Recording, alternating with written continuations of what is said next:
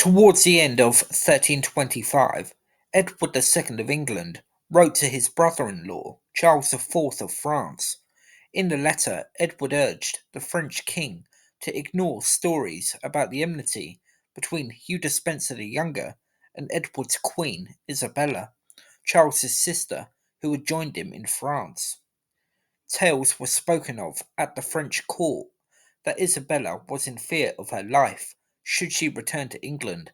Such was the extent of hers and Despenser's antagonism towards each other.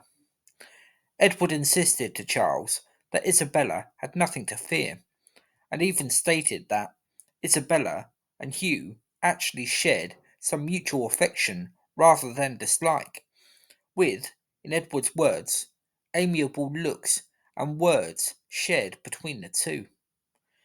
According to Edward, Isabella had professed friendship with Hugh and apparently sent some letters full of kind words to Despenser.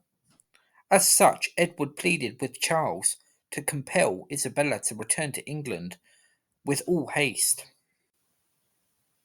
Later in the letter, Edward II turned to the matter of his son, Prince Edward, who had joined his mother in France.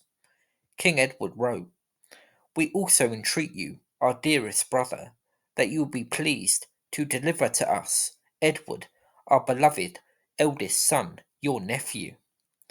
There's a hint of desperation from the English king there, with the reference to the fact that the prince was also Charles's nephew. King Edward was clearly urging his French counterpart to not allow Prince Edward to become a pawn in the political game, but it was now too late. Despite Edward's pleas, Charles refused to restore lands in Aquitaine to the English crown, and neither Isabella nor Prince Edward would be returning to Edward II's side.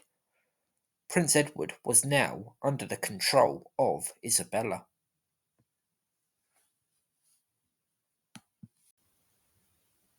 It was obvious that Edward II was becoming desperate. He wrote directly to Isabella, accusing her of making excuses and causing him grief of heart by her continued absence. As he had done in his letter to Charles, Edward demanded the immediate return of Isabella and Prince Edward to England, but the English king knew full well that this was likely to fall on deaf ears. However, there was one other person the English king could try and bend to his will. On the 2nd of December 1325, the day after Edward had written the letter to Isabella, the English king wrote to his son and heir, Prince Edward. In this letter, the king told his son that he was blameless in the current standoff between his parents, and that he had carried out his duties in France in perfect fashion, but now was the time for him to return home. It was in this third letter that Edward II demonstrated his naivety, which at times bordered on stupidity. He told his son that he was to return to England with his mother, but if she would not come, then he was to return by himself. Keep in mind, at this time, Prince Edward had only recently turned 13 years old. It's likely that hostile words about the influence of Hugh Despenser over his father were being whispered into his ear by Isabella. Edward II, expecting his son to leave the side of his mother in these particular circumstances, was, quite frankly, ridiculous. There were two possible solutions for Edward II. One, he could go to France and get the boy himself. With Isabella under the protection of her brother, this wouldn't have amounted to much, however. Or, secondly, he could banish Hugh Despenser the Younger from his court.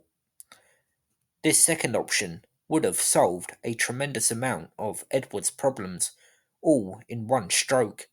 But, as he had shown with Piers Gaveston, Edward had demonstrated he was incapable of taking such common sense measures. This time, his own stupidity would bring about his downfall.